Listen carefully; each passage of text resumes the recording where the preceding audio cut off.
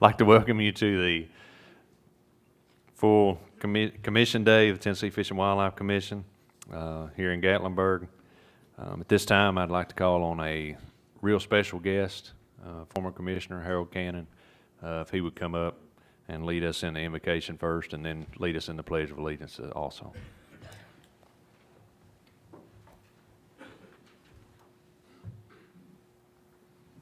Short guy. I'm going to take just a couple of minutes of liberty here, if you don't mind. We're closing in on the end of the year. In a couple of months, it will be the completion of terms, at least 1 year of terms for folks. Many, for some of you, many more than just 1 year. And I would encourage us to take a moment and look back. Sometimes we get caught up in the business, but I think it's important that you look at what you as a commission and the TWRA staff have accomplished in the years that you have been serving. You've had one of the biggest bears thrown at you that anybody could have, the CWD. Look how you responded. Look how your staff responded. And the results were is that you become a benchmark in this country for how this should be handled. You've taken an elk program that was generating some dollars for conservation, thousands of dollars. And when the idea of one guy and you all supporting it, that's turned into hundreds of thousands of dollars to taking care of this resource. You continue to take care of the poor, working hard to keep the license fees as low as possible, knowing that that's all the money you have is from license fees. We're not like other states. You've taken care of the handicap, consistently putting in new facilities for them. And most recently, you've had the honor of having someone who a state senator fondly refers to as Possum Cop. And he does that very sarcastically. And that person became the director of his agency. And then he is recognized as a Conservation Partner of the Year, along with presidents of this country. It's pretty awesome what everyone in this room has been about on a state level of how you truly steward our resources, take care of our people, and how that was reflected on the national stage. I don't want you to forget that in the midst of a lot of business today. With that, let's pray. Father God, I thank you for each man and woman in this room, staff, public, commission. Everyone here has a heart for what you have created, what you have charged each one to be stewards of.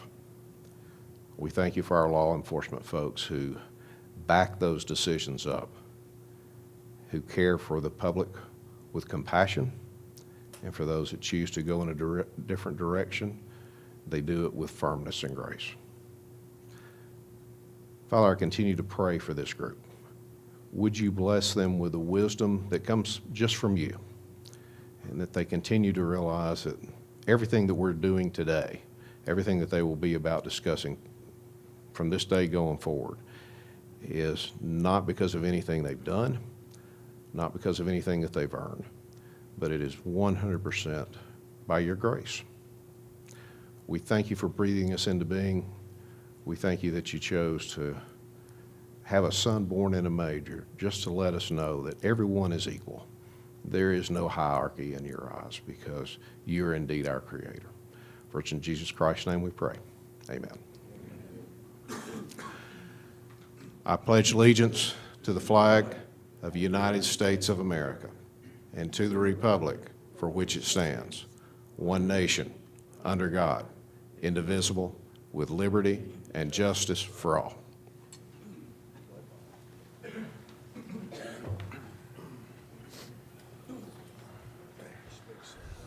Thank you, Harold, and thank you for taking the time to be here today. As this commission will find out, especially the new ones, the friendships that you make on this commission are lifelong friendships. You spend a lot of time together and you make a lot of important decisions. But I appreciate the example you were, Harold, to the ones behind you. You're one of the smartest men I know, and I mean that as sincerely as I can mean that. But it was an honor to serve with you, and I appreciate taking the time to be here today. Danette, would you call the roll? Dennis Gardner. Here. Jimmy Granberry. Here. Steve Jones. Here. Connie King. Jim Ripley. Here. Tony Sanders. Here. James Stroud. Kent Woods. Here. Tommy Woods. Here. Hank Wright. Here. Angie Box. Here. Brian McLaren. Here. Kurt Holbert. Here. Chairman, we have a quorum. Thank you, Danette. We do have a few special guests here today. Max Worth and Steve Fry from the Hiwassee chapter of the Trout Unlimited. Cassie Patterson, who is Sanders' daughter, sitting over there with her. We're glad she joined us for this trip. Tammy Woods, who is Commissioner Woods' wife. Is she in here? There she is. That's true. His boss, I should say. Yeah. Mr. Leonard Ezel's back from the Highland Sportsman's Club, and there may be somebody I missed, hopefully not. But at this time, I'm going to call on Colonel Ryder, if he would come up. Thank you, Chairman Holbert. So, again, it's very important that we recognize employees that have had an esteemed career and that are on the verge of retirement. And this special person is Major Brian Ripley from Region 4. Just so you know, last week was his retirement luncheon that was very well attended.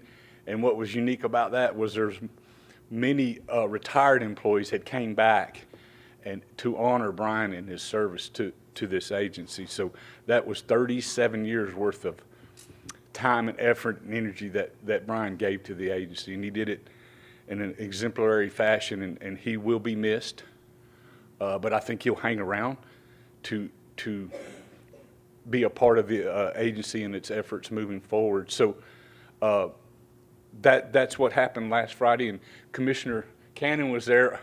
So that's 2 Fridays. Where are we meeting next Friday, Commissioner? So I hadn't seen him in a while, and it's good to see him 2 Fridays in a row. So hopefully our paths will cross next Friday. But with that being said, if it's good, I'd like to bring Director Carter up here to make some comments. Thank you, Commissioner.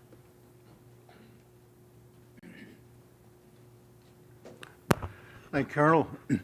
Well, good morning, everybody. And as Darren said, it really is important to recognize our personnel, especially those who have had such a long, distinguished career and never really leave the agency, but at least are about to retire. Brian and I have known each other, of course, since his entire career. He started out as a part-time person, then went into became a full-time person as a creel clerk up around North's tailwaters. Then later on as a wildlife officer, and then of course he went through the supervisory ranks and has been over the law enforcement program in Region 4 now since, I don't know, for the last 4 or 5 years. Since we went to that kind of program that we have there. So I've seen Brian operate. We've had the pleasure to work together in the field and on the water, and it's lots of memories there. He's a very, I call him ambidextrous because he can switch roles so quickly.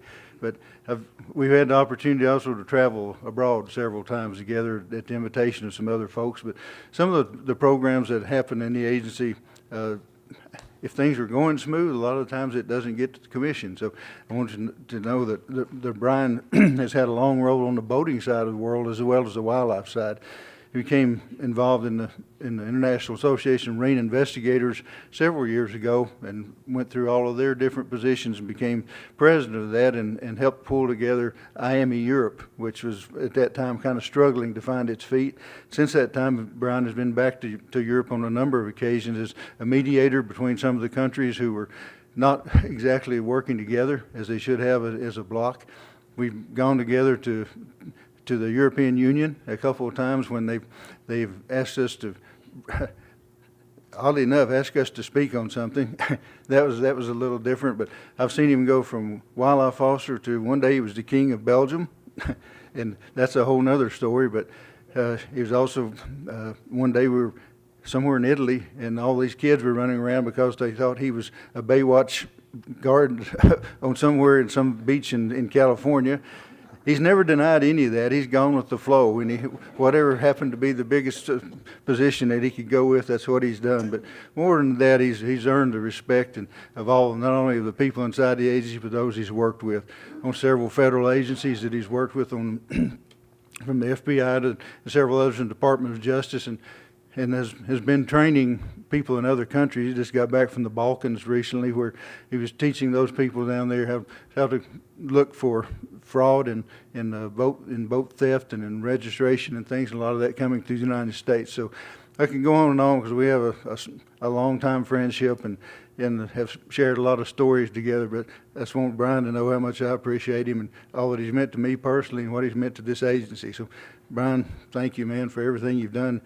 And if you would like to say a word before their time's up, okay, you don't. Well, I'm going to do it real quick. I'm just going to do it from here, and that way I don't have to look at you when I'm saying it. No, I do appreciate those kind words. At my luncheon Friday, I swear I didn't recognize the person they were talking about. It's kind of like going to memorial service, that you get to hear all the nice things people say about you. When obviously the memorial service, you're not there. And I've told Colonel Ryder and Director Carter both, I said, you know, this has really been a great trip, and a great ride. And I was talking with Director Carter several years ago, and I said, well, you know, Ed, I'd like to think outside the box. And he said, Brian, I'm not even sure you have a box. So, and just lastly, I mentioned to both of them, I said, you know, I know state law allows you to transfer my sidearm after 25 years of service, and you get a really nice plaque and all this stuff. And I told them both, I said, look, I'll forego the sidearm and the plaque and the dinners and all the accolades. Just give me a gas card. That's all I want. But it's been a real honor serving with everybody, and I've had the good fortune to work with some of the hardest working, most dedicated people I know. And they certainly made my job a whole lot easier. And thank you.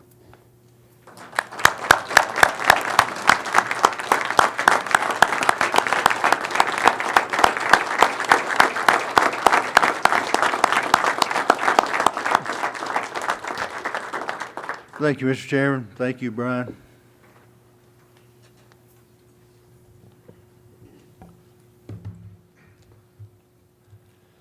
All right. Most of you on your iPads or in your notebook have a copy of the minutes from the October meeting. Do I hear a motion for approval? Hear a second? I have a motion and a second. All in favor say aye. Aye. All opposed, like sign. Thank you. Director Carter, do you have any other announcements before we get started? Okay. At this time, Frank, I'm gonna go a little bit out of order. We're going to vote on the budget expansion from yesterday in the amount of $1 million for the purchase of an incinerator that'll be used in Fayette County by the Fayette County government. Do I have a motion for approval from the Budget Committee? There's a second? Okay. I have a motion and a second for the budget expansion in the amount of $1 million for the purchase of an incinerator to be used by Fayette County. Is there any discussion? Commissioner Jones?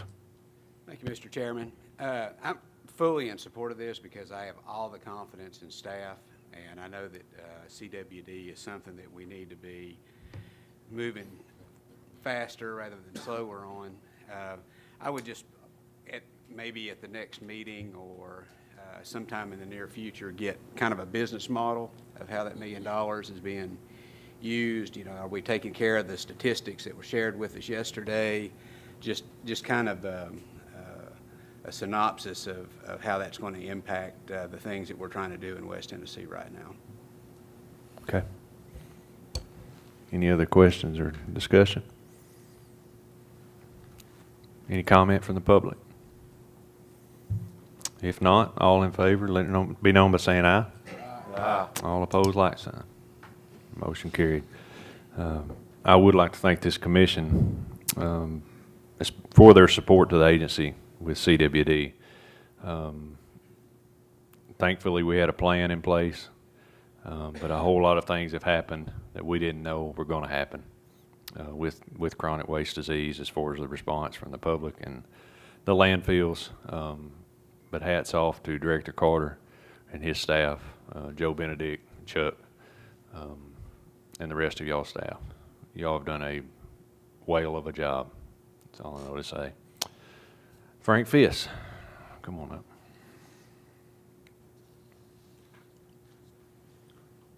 Chairman, did you want to do the budget expansion or the presentation? Your choice. All right, let's do the budget expansion first. Okay. All right, yesterday, we heard Frank's proposal for budget expansion, 2021, in the amount of $20,000. The funds will be from the Hiwassee chapter, Trout Unlimited. Mr.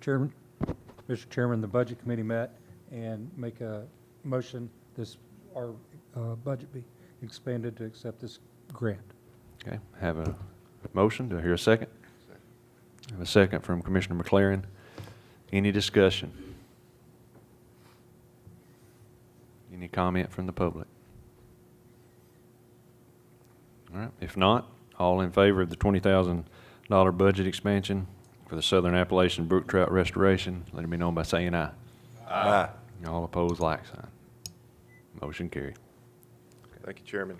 And I'd like to recognize, we've got a couple members from the from Trout Unlimited's Hiwassee chapter here today, and I'd like them to come on up and take a picture. We really do appreciate the donation. This is money that the agency wouldn't have been able to come up with otherwise to get this project done as quickly or as easily.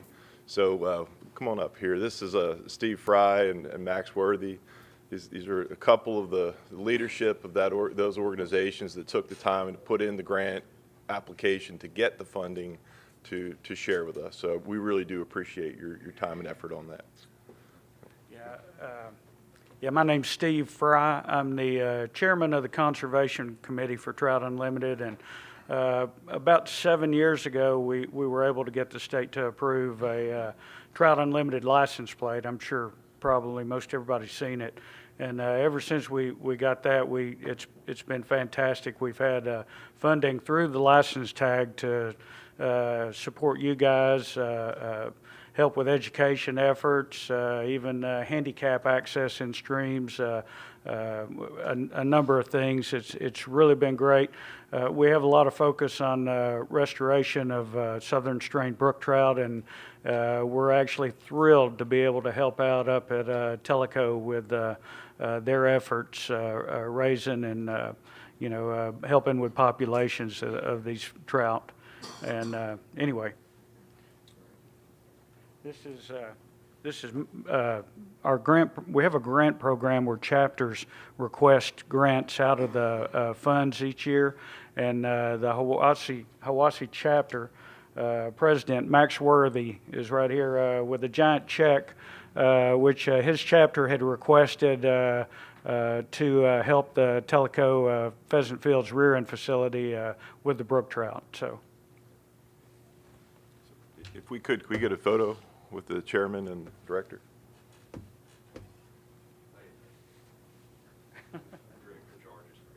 Oh, does he? Come on out in front of the, let's see where Lee wants us. Kind of want to get these. Where's that to be, Lee? Good, okay, great. Would you like to be in our picture?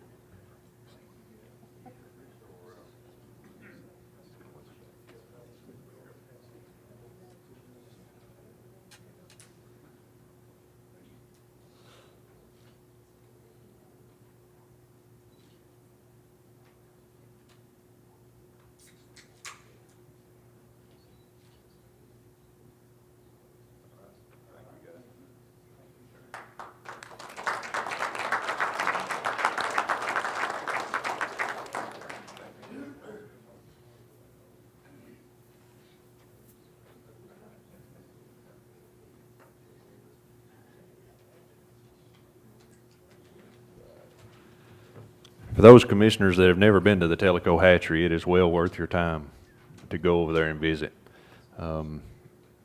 the hatchery and to see the new handicap facility we have. It's made it available for people that have a hard time fishing. It's an easy access area. Not going to say it's easy to get to, especially from West Tennessee. So Steve could probably tell you how to get there, but for my house, it was a trip, but it was well worth it. At this time, I'm going to call on our Assistant Director, Chris Richardson. Come up, rulemaking hearing. I don't know where my sheet is.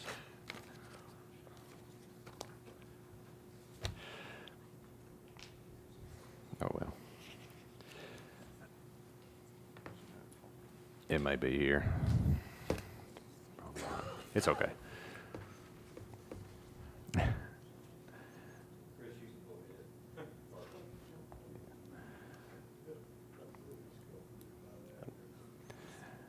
Tracy, I got it. Yeah. This is, we are entering a rulemaking hearing. I am Kurt Holbert. I am the chairman of the Tennessee Fish and Wildlife Commission. I'll be conducting this hearing. Be a rulemaking hearing referring to the elk hearing repeal, and Chris Richardson will be present. Thank you, Mr. Chairman, members of the commission. I don't have a PowerPoint for you today, but as you can see in your packet, what we are asking for is a repeal of the old provisions related to our special elk take permits, which the special elk take permit is the tag that we have over the last couple of years awarded to the Tennessee Wildlife Resources Foundation that they have been auctioning, or excuse me, raffling for us now over the last couple of years. And we made some changes to the statutory authority in the General Assembly last year, and we are going to be expanding on that program. It will no longer be an elk raffle. It will be a Tennessee's conservation raffle. It will involve more prizes and more opportunities for special experiences in Tennessee. We have a lot of exciting things in the works, but I'm not going to go through what some of those prizes may look like at this meeting. I think that we'll probably invite our foundation to come maybe in January to kind of discuss some of the new and exciting prizes that they are going to be able to add to this year's Tennessee's Conservation Raffle. So, Mr. Chairman, with that, what we are asking you to do is simply repeal all of the provisions of the old rule because they're no longer needed due to the statutory changes we made during last legislative session. Thank you, Chris, and I'm glad you guys are doing this. It's a good thing. But any questions or discussion?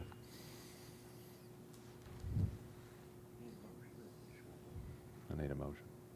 Yeah, I need a motion. Second. A motion from Commissioner Kent Woods and a second from McLaren. Any discussion or questions? Any comment from the public? All in favor, let it be known by saying aye. Aye. All opposed, like sign.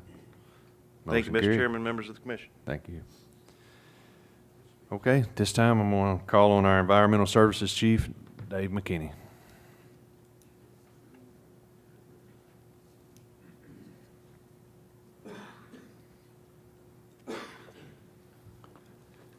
Mr. Chairman, Commissioners, good morning.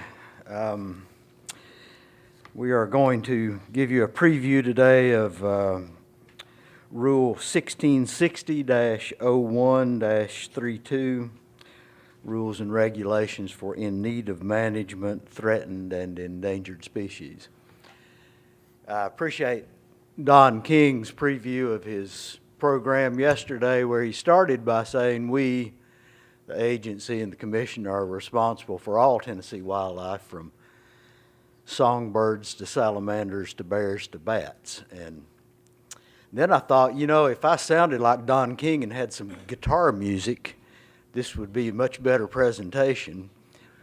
And then, like most of you, I thought, well, why don't you just get Don King to do your presentation? But we're gonna go forward with this. This is something, Commissioners, we do every 2 years. We're going to bring this to you in the odd years, so 19 is when we start this process. The Comptroller's Office pointed out to us in an audit a few years ago that we needed to do this on a regular basis, and it needs to be a rulemaking hearing, not as we had done it previously. Tennessee is the most biologically diverse inland state in the country. And part of that is because of the diversity of ecoregions we have. Everything from the mountains of East Tennessee to the Ridge and Valley to the Plateau, the interior Highland Rim, the Central Basin, and then over into the alluvial plain of the Mississippi River, which is actually part of the Gulf coastal ecosystem. When we say the most diverse inland state, our friend Dr. Jerry Dinkins from UT pointed out to me that kind of undersells it. We are the most biologically diverse region in the northern hemisphere on this globe. And so we have a tremendous heritage here that we have both the authority and the responsibility to take care of. In Tennessee, we have a listing there of numbers as we know them of fish and crayfish, mussels, salamanders, whatnot. All totaled, the most biologically diverse freshwater and terrestrial system in the northern hemisphere. Several years ago, taxonomy was broken down for fish and mussels and everything else into two categories, the lumpers and the splitters. The splitters wanted to have subspecies and multiple species. The lumpers wanted to put things together in neater categories. With the technology today, the geneticists are firmly in charge of taxonomy. So some of the changes you'll see that are being proposed have to do with changes in taxonomy where a species has been split into multiple species.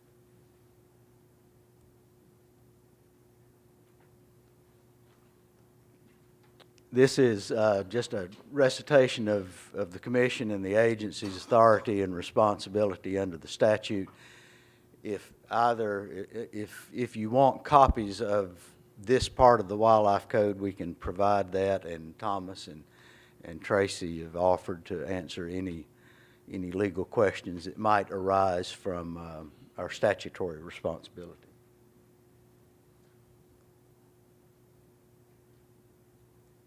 The list that you're about to see is reviewed not only by agency expertise, and we have considerable expertise when it comes to all things aquatic.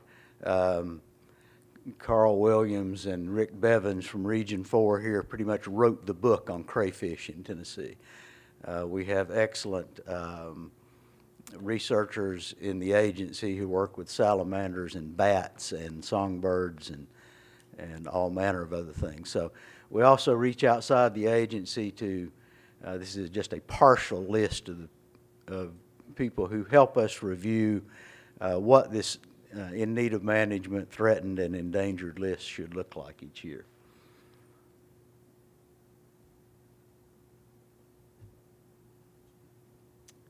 What I've given you here, and also you have a hard copy on your table for each of you. It's stapled together. It's something you can mark up if you have questions and take that with you.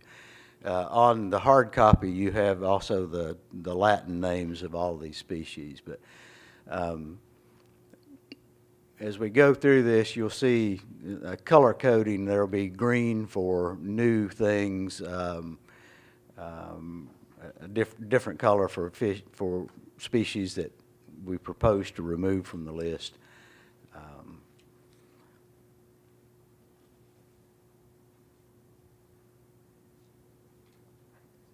From the state endangered fish, you've got the lake sturgeon down through a variety of darters. You'll notice one of the first slides that Tennessee's got the most diverse fisheries of any inland state. Not only a reflection of all the different stream habitats we have in this state, but also these fish are important to other aspects of the aquatic system, particularly the mussels, which have a life cycle that requires a fish host. So keeping these assemblages intact not only helps the ecology of the whole stream and is important to things other than sport fish and freshwater mussels. If you have any questions about any of these as we go through this process, and you'll have a couple of months to review this, the rulemaking will come back to you probably in February. So any questions you have that arise, please pass those along to us, and we'll get answers for you.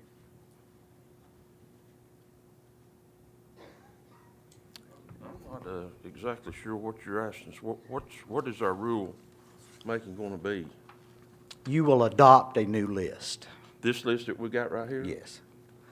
This is the current list as it is in rule, and these are the proposed changes to the list.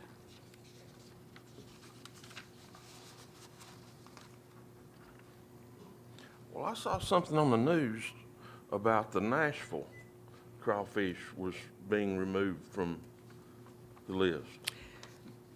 Well, you have the state list here, and by adoption, we adopt the federal list.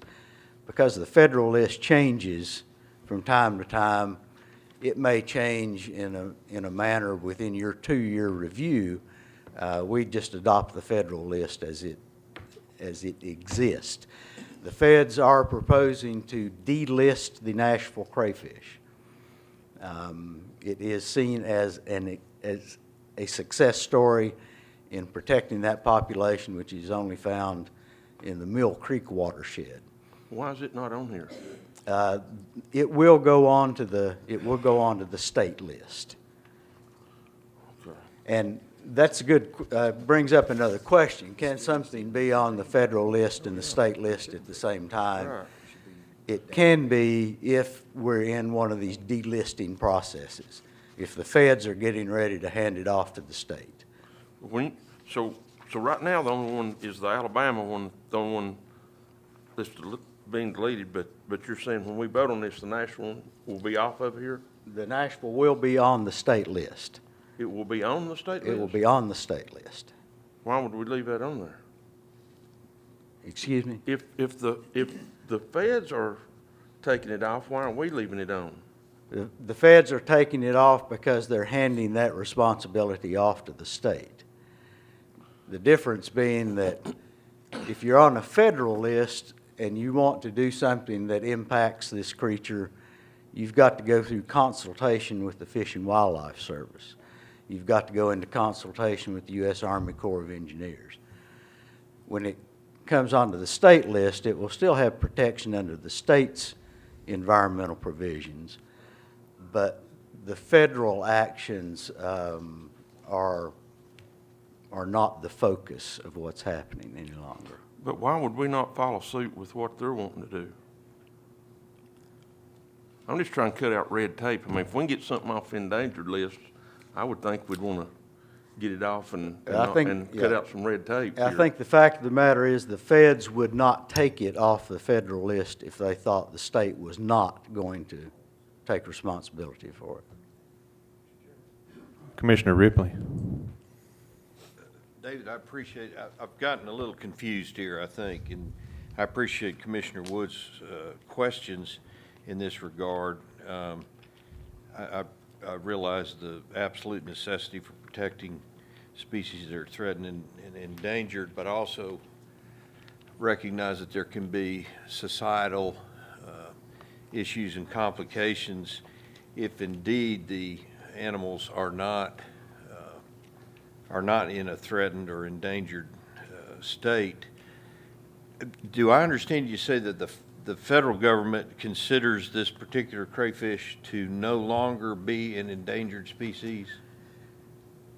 They are taking it off of the federal list, that's correct. Part of the I'm sorry, go ahead. Now, part of the consideration they went through in taking it off the list was the requirement that the state would then take responsibility for it. Well, are we, all right, so they have essentially ceded their authority to us to protect the. Let's look at this from it might make more sense if we look at it from the opposite viewpoint. And that is this whole list of state threatened fish. There are groups out there who would like to see every one of these on the federal list. They would like to see that federal level of authority that requires consultation with the U.S. Fish and Wildlife Service, formal consultation with TVA, with the Corps of Engineers, whoever has some responsibility. Well, they would, the Fed would have done studies, would have done their own scientific work with regard to a particular species in order to list it in the first instance. Is that correct? They do that. They do their own studies, but they're done in consultation with and in partnership with state agencies and local universities and others. And I would gather that likewise, when it's time to delist something, that the federal government does its level of analysis, scientific analysis as well. This is true. Okay. Commissioner Gardner. Yes, sir. I'm having trouble following as well because the Nashville crayfish is in the Nashville area only. And the way I understand, is that correct? That's correct. Okay, so it's always been just a state issue, nobody else's issue. However, the feds elected to put it on the endangered species list and subsequently remove them. So to say it's being passed back to the state, it was always a state issue because that's the only place it is, right? That's correct. Okay, so we have like 3 different levels of management in the endangered species, and I don't know why you wouldn't at least drop it down to a lesser degree than the endangered. You know, you've got, I'm trying to remember what the other levels are, but you know, in need of management, there's one, and I can't remember what the other one is, but it seems like at the very least, the delisting by the federal, by the feds would demand that thing drop from endangered on our state list. It doesn't make sense that one says it's not endangered, and then we come back and say, well, yeah, it really is. They don't know what they're talking about. A couple of things to consider. One is that the list you have, and the current list, adopts the federal list in its entirety. So it's always been part of the state list, if you look at it that way. There's nothing on the federal list that we don't adopt as being responsible for. There's a part of the consideration for delisting the Nashville crayfish, as we said earlier, is to undo one level of involvement by the federal government, and that is a very formal consultation process with the U.S. Fish and Wildlife Service, that anyone wanting to mitigate whatnot having to do with the Nashville crayfish is going to spend a fair amount of time, expertise, maybe attorneys, in going through that process. When the feds decided to delist it, part of their consideration was the state would take responsibility for it. There is a 5-year monitoring program that the agency is heavily involved in, along with some other research partners. And so over that 5-year process, we may have the opportunity to lower the level of protection from endangered to threatened to in need of management.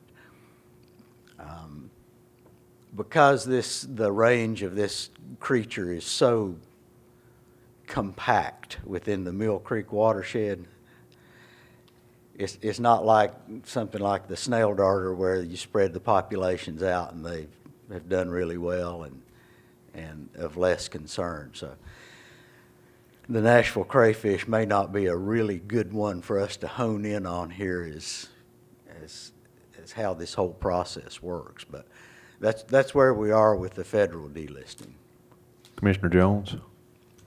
Thank you, Mr. Chairman. Is this we have to take action on this today, or is it a preview? We will not take action.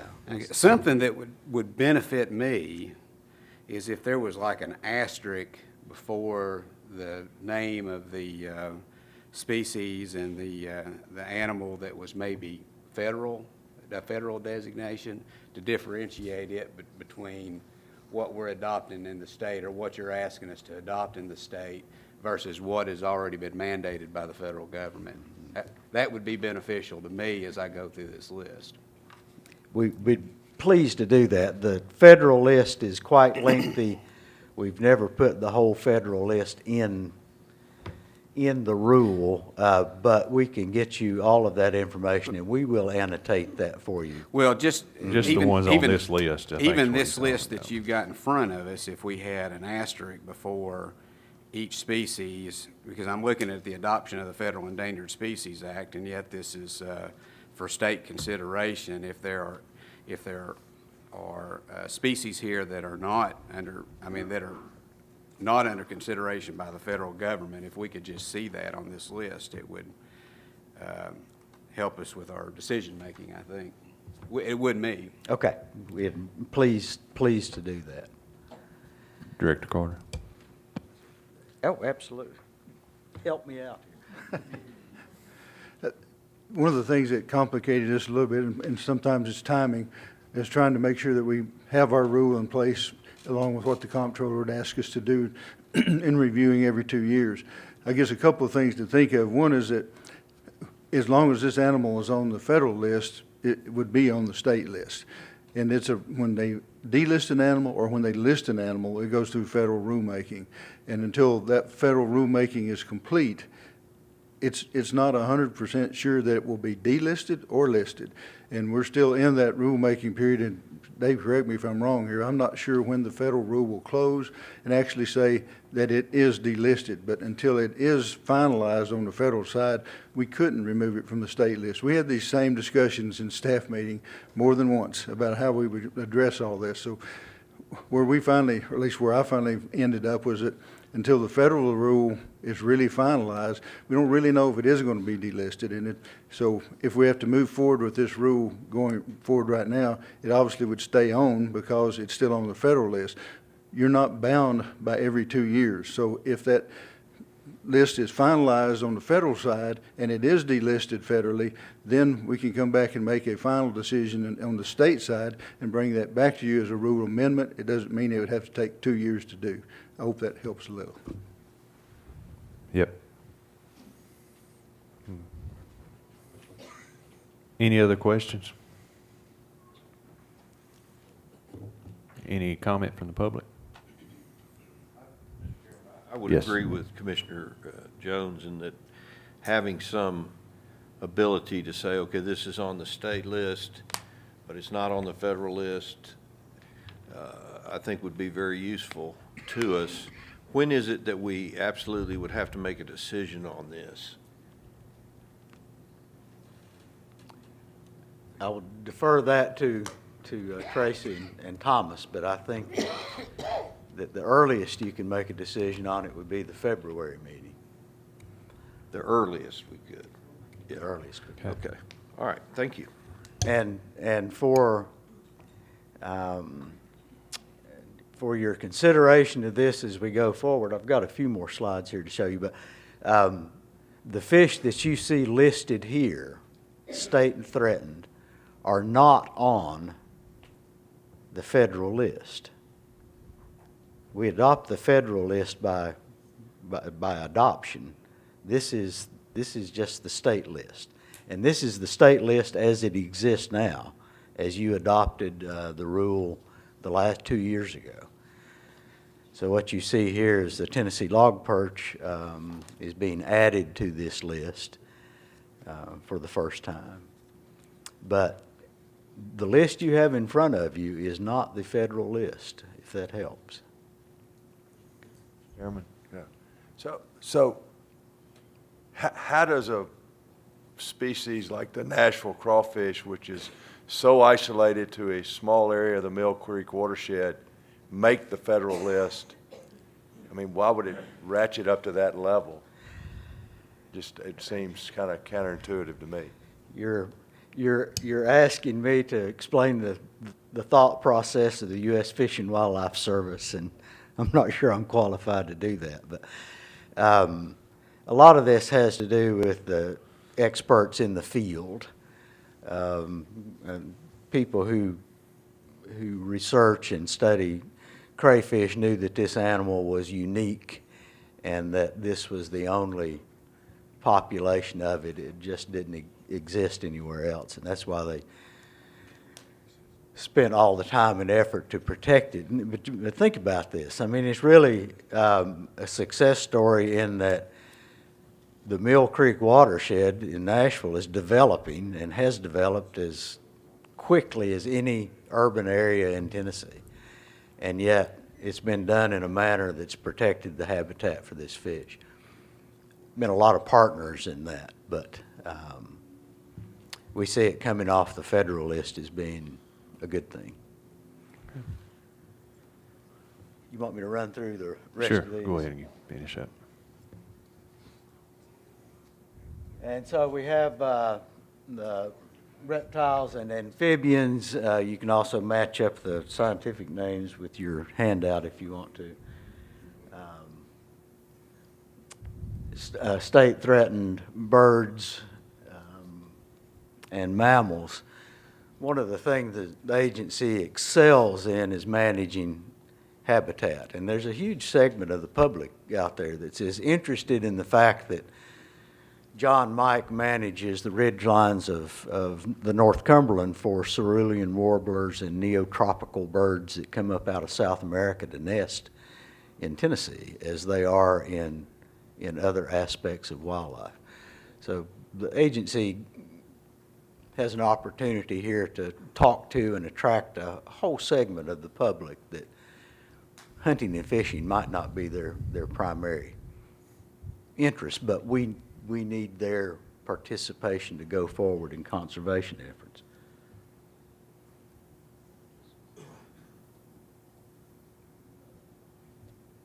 I'll show you that some of the you'll see a listing here for the clinch dace, and this is one of the ones I was talking about earlier. This is actually split out from another dace, and it's where the geneticists have gotten involved, and it is scientifically recognized now as a separate species. Fish in need of management, and the length of this list is just a reflection of the tremendous biological diversity we have in fisheries in Tennessee. It's a natural heritage treasure that we understand is a serious responsibility, but it's also a serious opportunity.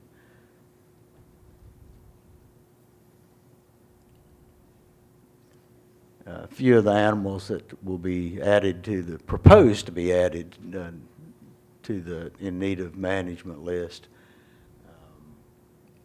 Here again, this is the recommendation of agency experts and a wide variety of outside counsel knowledgeable with fish and wildlife in Tennessee.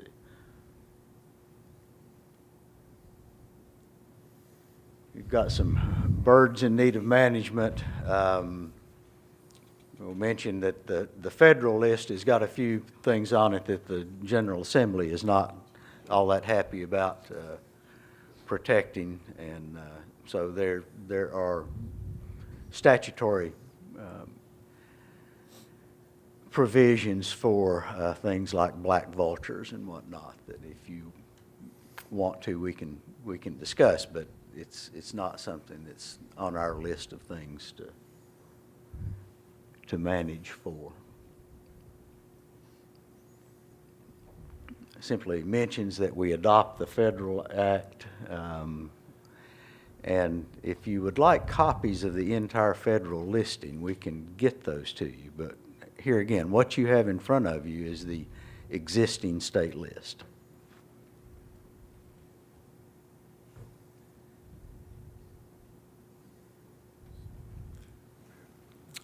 Let me tell you a few of the questions that we've come up with as we've gone through this process. The big one is so what? You're on a state list for threatened fish. And this is my old presentation. I had some. This is the old one. I had some really pretty pictures to show you of fish and crayfish. But, we've talked about whether something can be on the state list and the federal list at the same time, and Ed did a good job of explaining how there may be transition periods when it shows up on both lists. And again, we have just the highest level of expertise in this agency on this whole group of wildlife. So if you have questions, please get those to us. You've got a couple of months to consider this. If there's any presentation you'd like to have as an interim discussion, we'd be happy to do that. And realize Gardner. this is a lot to address, but I appreciate your patience. Commissioner Gardner. And I thank you for the presentation and the thoroughness, but I still I can't understand how we have a rule that says we're going to adopt what the feds say for all our endangered species. I understand that fully. We have a rule that states that. But when they come back and tell us that it's no longer endangered, we're not going to believe that or adjust our criticality accordingly. And it doesn't make any sense to me, and I've not heard an explanation yet that clears that up. Thank you, Commissioner Gardner. Any other comments? Any comment from the public?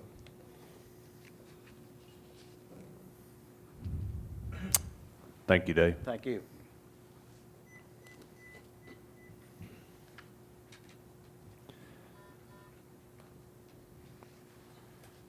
Any commissioners got any other business needs to be brought up today? Director Carter, any words of wisdom?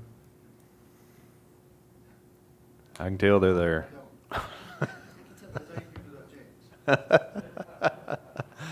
Any comment from the public? All right, I do want to take a few minutes. I don't see Sheila Dalton in here anywhere. Anyway, Sheila and the Region 4 crew did an excellent job of hosting this event. Major Ripley, his officers were here and did a lot of transportation. And Major Ripley, it's been an honor to know you and the short time I have, but you've always went above and beyond to make sure the commission members were took care of in this area when they were here. The one sitting beside you, I'm not sure why you took so good care of him, but but anyway, thank you to all that helped with this event. It's a beautiful time. Had a great time last night. Director Carter, you guys picked the right place. It was a great event with all the employees. I would ask that Bobby, after we adjourn today, sticks around and sings a song so everyone can hear it. I think that'd be good. But I hope you all have a Merry Christmas, and I hope that you get some time to spend with your family and sit around and realize how blessed we all really are. So we're adjourned.